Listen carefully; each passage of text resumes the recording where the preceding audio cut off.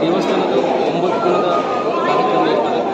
ಇವತ್ತಿನ ದಿವಸ ಹಾಲು ಹಬ್ಬದೊಂದಿಗೆ ಮಹಾಪೂಜೆಯೊಂದಿಗೆ ದೇವಸ್ಥಾನದ ಒಂದು ಜಾತ್ರೆ ಏನಿದೆ ಅದಕ್ಕೆ ಚಾಲನೆ ಕೊಡಲಾಯಿತು.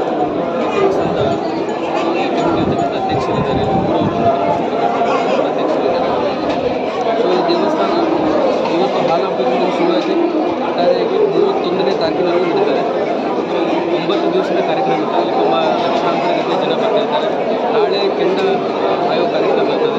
ಕೆಂಡ ಹಾಯೋ ಕಾರ್ಯಕ್ರಮದಲ್ಲಿ ಇಲ್ಲಿ ಬರ್ತಕ್ಕಂಥ ಭಕ್ತಾದಿಗಳಿಗೆ ಒಂದು ನಾನು ವಿನಂತಿ ಮಾಡಿಕೊಳ್ಳೋದೇನಂತಂದರೆ ಯಾವುದೇ ನೋವುಗಳಿಗೆ ಅವಕಾಶ ಮಾಡಿಕೊಡಬೇಕಿದೆ.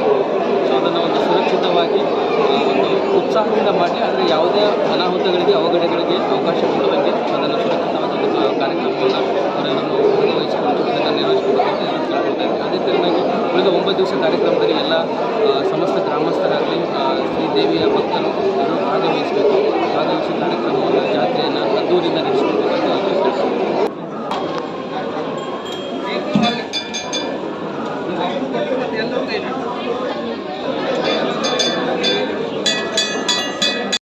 ಹಾಲು ಹಬ್ಬಕ್ಕೆ ಸ್ವಾಗತವನ್ನು ಕೊಡ್ತೇವೆ. ಮಡ್ಕಲ್ ತಾಲೂಕಿನಲ್ಲಿ ಅತ್ಯಂತ ವಿಜೃಂಭಣೆ ನಡೀತಕ್ಕಂಥ ಒಂದು ಜಾತ್ರೆ ಅಂದರೆ ಅದು ಕೋಡಿಗೆದ್ದೆ ಮತ್ಸ್ಯಕರ್ಮನವರ ಒಂದು ಜಾತ್ರೆ.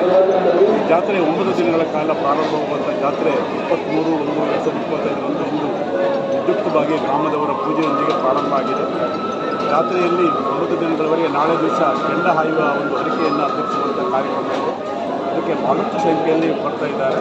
ಹಾಗೆ 25ನೇ ತಾರೀಕಿಗೆ ತುಳಭಾರ ಕಾರ್ಯಕ್ರಮ, ಆ ನಂತರದಲ್ಲಿ ತುಳಭಾರ ಕಾರ್ಯಕ್ರಮದೊಂದಿಗೆ ದೇವಿಗೆ ನಿರಂತರವಾಗಿ ಪೂಜೆ ಕಾರ್ಯಕ್ರಮ ಬೆಳಗ್ಗೆ 8 ಗಂಟೆಯಿಂದ ರಾತ್ರಿ 8 ಗಂಟೆವರೆಗೂ ನಡೀತದೆ. ಹಾಗೆಯೇ ಎಲ್ಲ ದಿನವೂ ಸಹಿತ ಸಾಂಸ್ಕೃತಿಕ ಕಾರ್ಯಕ್ರಮಗಳಿದೆ. ಯಕ್ಷಗಾನ ಇದೆ, ನಾಟಕ ಇದೆ ಮತ್ತು ಭರತನಾಟ್ಯ ವೈವಿಧ್ಯಮಯವಾದ ನೃತ್ಯ ಪ್ರದರ್ಶನಗಳೊಂದಿಗೆ ಕಲಾ ಪ್ರದರ್ಶನವೂ ಸಹಿತ ನಡೀತಾ ಇದೆ.